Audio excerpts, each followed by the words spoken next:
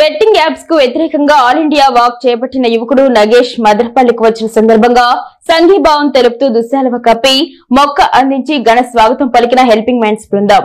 ఈ సందర్భంగా all India over walk చేపట్టిన నగేష్ మాట్లాడుతూ యువత బెట్టింగ్ యాప్స్ ద్వారా తమ జీవితాలను నాశనం చేసుకుంటున్నారని, వారిలో చైతన్యం కలిగించడానికి వాక్ చేస్తూ నేడు మదనపల్లికి విచ్చేయటం జరిగిందని తనకు మద్దతు తెలుపుతూ స్వాగతం పలికిన హెల్పింగ్ మైండ్స్ బృందానికి కృతజ్ఞతలు తెలిపారు.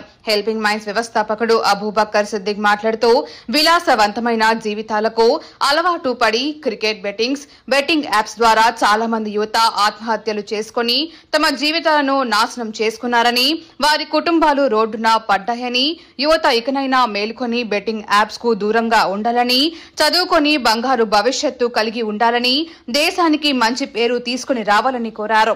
ఆల్ ఇండియా ఓవర్ వాక్ చేపట్టిన నగేష్ ని అభినందిస్తూ తన ఆశయానికి హెల్పింగ్ మైండ్స్ పూర్తి మద్దతు ఇస్తుందని పేర్కొన్నారు.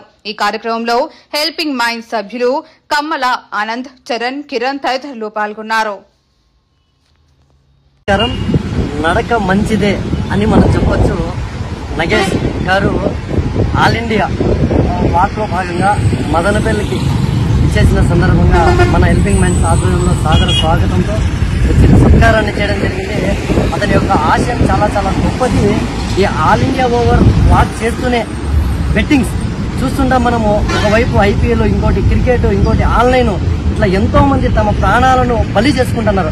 అంటే ఇక్కడ యువత ఏం చేస్తున్నారంటే ఈజీ మనీ కోసము విలాసవంతమైన జీవితం గడపడానికి ఒక ఎంచుకున్న దారులే ఈ బెట్టింగ్స్. వాటిని అడ్డుకట్ట వేయాలి. ఈ బెట్టింగ్స్ వల్ల ఆత్మహత్యలు జరుగుతున్నటువంటి ఎన్నో కుటుంబాలు రోడ్డున పడుతున్నాయి. అటువంటి వారికి అడ్డుకట్ట వేయాలని చెప్పి ఇందులో హెల్పింగ్ మైండ్స్ కూడా ఒక గొప్ప వాయిస్ ని కూడా ఇస్తూ అందుకు నడక చేస్తున్నటువంటి నగేష్ కి హెల్పింగ్ మైండ్స్ పూర్తి సంపూర్ణ మద్దతు తెలియజేస్తూ అతని ఆరోగ్యం కూడా కుదుట ఉండాలి. అతని ఆశయం కూడా చాలా గొప్పది.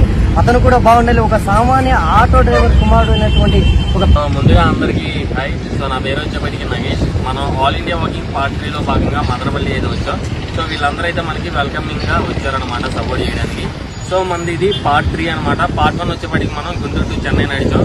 సో పార్ట్ 2 వచ్చేప్పటికి విజయవాడ నుంచి ఒడిశా నడిచాం. అండ్ పార్ట్ 3 వచ్చేప్పటికి మనం చెన్నై టు బెంగళూరు అనమాట. సో చెన్నై టు బెంగళూరు అనేది మనం లాస్ట్ ఇయర్ స్టార్ట్ చేసాం. కాకపోతే ఏంటంటే దర్శిలో కొన్ని హెల్త్ ఇష్యూస్ వల్ల ఆపేయడం జరిగింది. దాని తర్వాత మళ్ళీ ఏప్రిల్ 20న అంటే ఈ సంవత్సరం ఏప్రిల్ 20న స్టార్ట్ చేసాం. ఇంకా రేపటితో మనది 2 months అయిపోయింది రెజ్యూమ్ పార్ట్ అనేది. సో చాలా అంటే చాలా హ్యాపీగా ఉంది. అక్కడికి వెళ్ళిన మన వాళ్ళు అయితే మంచిగా సపోర్ట్ చేస్తున్నారు. సో పార్ట్ 3 కాజ్ వచ్చేప్పటికి